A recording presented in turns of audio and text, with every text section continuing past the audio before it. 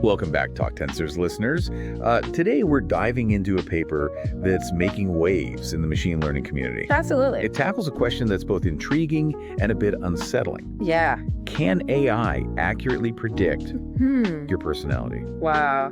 based on just a few snippets of conversation? It's certainly pushing the boundaries of what we thought was possible. This paper explores the use of large language models, specifically GPT-4o and its smaller sibling GPT-4o mini, to analyze personality traits based on responses to just 5 interview questions. Okay, let's unpack this a bit. We know these LLMs are powerful tools. Right.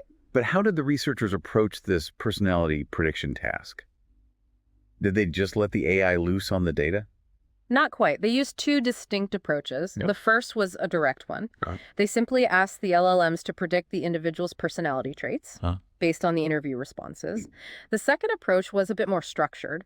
They used the Big 5 Inventory 10, BFI-10, a well-established psychological tool, to provide a framework for the AI's analysis. So it's almost like they gave the AI a cheat sheet, a way to map its understanding of language onto the established structure of personality traits. Precisely.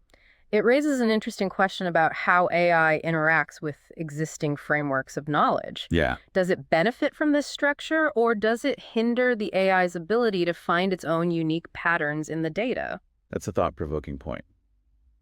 And speaking of thought-provoking, the researchers also delved into whether these LLMs could detect signs of depression Yeah.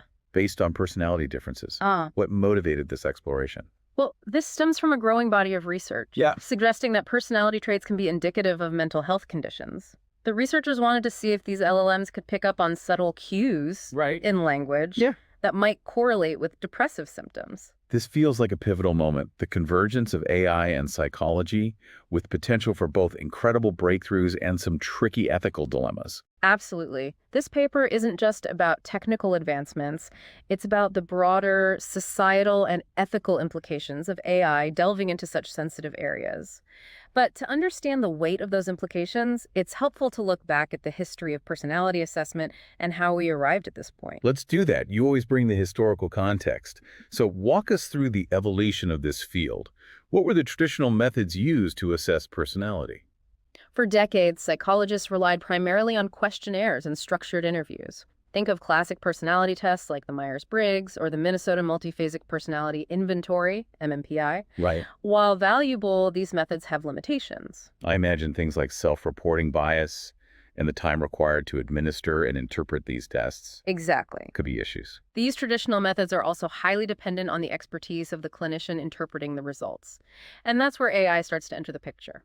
The allure is its potential to offer a faster, more data-driven approach, potentially minimizing human bias and subjectivity. It sounds almost revolutionary, but I imagine there's healthy skepticism from the psychology community. Of course. There are valid concerns about the accuracy and reliability of AI in such a nuanced field. After all, personality is complex and multifaceted.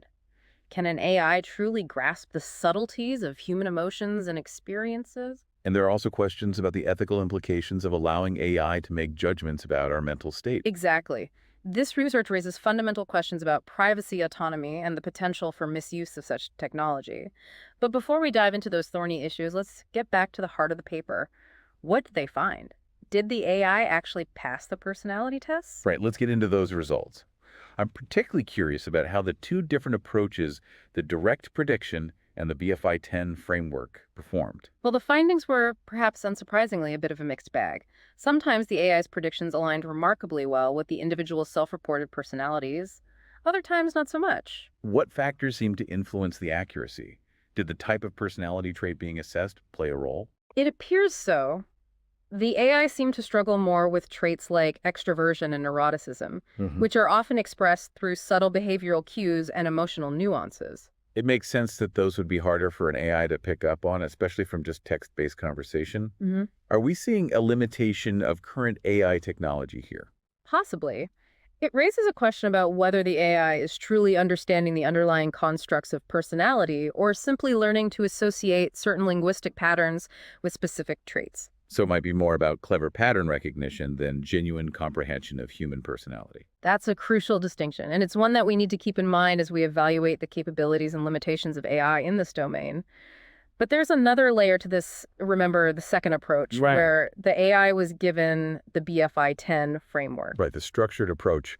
What impact did that have on the results? Well, this is where things get particularly interesting. Providing that structured framework significantly boosted the AI's accuracy in predicting personality traits. So it seems giving the AI a bit of psychological grounding helped it make sense of the data.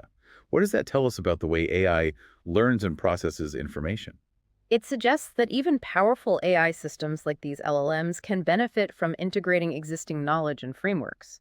It's not just about raw processing power, it's about combining that power with structured understanding. That's a fascinating insight, highlighting the potential of interdisciplinary collaboration between AI developers and psychologists. Absolutely.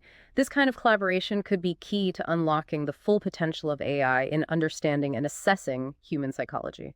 It seems like we're just scratching the surface of what's possible here. But before we get too far ahead of ourselves, let's delve a little deeper into the AI's ability to detect potential signs of depression.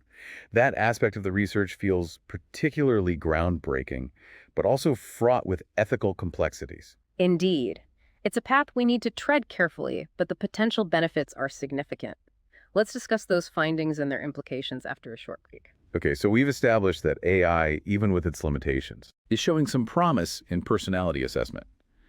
But this paper takes it a step further, exploring whether these LLMs could detect signs of depression. What were the findings in that area? This is where things get particularly intriguing. The researchers found that both GPT-4o and GPT-4o Mini could differentiate between individuals who reported experiencing depressive symptoms and those who didn't. So the AI was able to pick up on some linguistic cues that correlated with depression. Did one model outperform the other in this task? Yes, and what's fascinating is that the smaller GPT-4o Mini actually demonstrated greater accuracy in identifying potential signs of depression compared to its larger counterpart. That's surprising. You'd think a larger model with more data and parameters would be better equipped for such a complex task. What might explain this finding? It's a bit of a puzzle, and there's no definitive answer yet. One hypothesis is that the smaller model with its more focused architecture might be better at picking up on subtle linguistic nuances that are indicative of depression. So it's almost like having a detective with a keen eye for detail, noticing those subtle clues that a broader sweep might miss. Exactly. It challenges the assumption that bigger is always better in the world of AI. Sometimes a more specialized approach tailored to the specific task at hand might be more effective.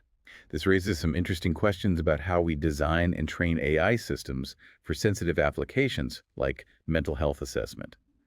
Do we need to rethink our approach, moving away from the pursuit of ever larger models? It's a possibility worth considering. This finding suggests that we need to be more nuanced in our approach to AI development, taking into account the specific requirements of the task and the potential benefits of smaller, more specialized models. It also highlights the importance of understanding how these AI systems are arriving at their conclusions. Are they simply picking up on superficial patterns in language, or are they tapping into a deeper understanding of human psychology? That's a question that researchers are actively grappling with. It's essential to move beyond simply measuring accuracy and start delving into the underlying mechanisms of AI decision-making. We need to understand the why behind the AI's predictions, not just the what. Transparency and interpretability are crucial, especially when we're talking about AI systems that could potentially have a significant impact on individuals' lives. Absolutely. As AI becomes increasingly integrated into sensitive areas like healthcare, we need to ensure that these systems are not just effective, but also accountable and trustworthy. This leads to another important consideration: the potential for bias in these AI systems. If they're trained on data sets that reflect existing societal biases, those biases could be amplified in the AI's predictions. That's a critical point. We need to be vigilant about ensuring that the data sets used to train these AI systems are diverse and representative, and that the algorithms themselves are designed to mitigate bias. This research has opened up a Pandora's box of possibilities and challenges. On one hand, we have the potential for AI to revolutionize mental health care, providing early detection, personalized interventions, and wider access to care. On the other hand, we have legitimate concerns about privacy autonomy and the potential for misuse of this technology. It's a delicate balance. It feels like we're standing at a crossroads where the decisions we make now about the development and deployment of AI will have far-reaching consequences. And those decisions need to be made collaboratively, involving not just AI developers and researchers, but also ethicists, policymakers, and the individuals whose lives will be most impacted by these technologies. This is a conversation that needs to happen across disciplines and across sectors. We need to ensure that the future of AI is one that benefits all of humanity. Indeed, we have a responsibility to guide the development of AI in a direction that aligns with our values and our aspirations for a more just and equitable society. Now, before we wrap up our discussion of this groundbreaking paper, I want to turn our attention to our Novel Notions segment, where we explore potential extensions of the research and let our imaginations run wild with possibilities. Always an exciting part of the show. What intriguing notion has this paper sparked today? Well, this research focused on using AI to assess personality and detect signs of depression based on relatively short conversation snippets. What if we could take this a step further and create AI systems that actually engage in therapeutic dialogue? The idea of an AI therapist, always a fascinating and somewhat controversial topic. What would such a system look like, and how might it work? Imagine an AI system that's not just analyzing your words for signs of distress, but actually responding to them in a way that's empathetic, supportive, and tailored to your individual needs. It would need to be incredibly sophisticated, able to understand not just the literal meaning of your words, but also the underlying emotions and intentions. And it would need to be able to generate responses that are not only accurate and informative, but also emotionally intelligent and genuinely helpful. It's a tall order, but not entirely beyond the realm of possibility. With advancements in natural language processing and machine learning, we're getting closer to creating AI systems that can engage in more nuanced and human-like conversations. Of course, there would be significant ethical considerations. We need to ensure that these AI systems are used responsibly and ethically, that they don't replace human connection or provide unqualified medical advice. Absolutely.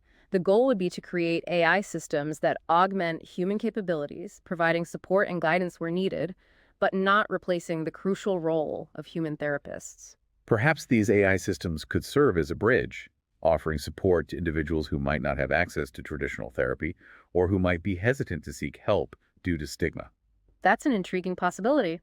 They could also potentially play a role in personalized mental health care, tailoring interventions to individuals' specific needs and preferences. It's an exciting and somewhat daunting vision of the future. But as this research has shown us, AI is rapidly blurring the lines between technology and psychology. And it's our responsibility to shape this future, to ensure that AI is used to empower individuals and promote mental well-being. Well said. Now, before we get too carried away with our novel notions, I want to emphasize that this is all purely hypothetical at this point. Indeed. We're not suggesting that AI therapists are right around the corner.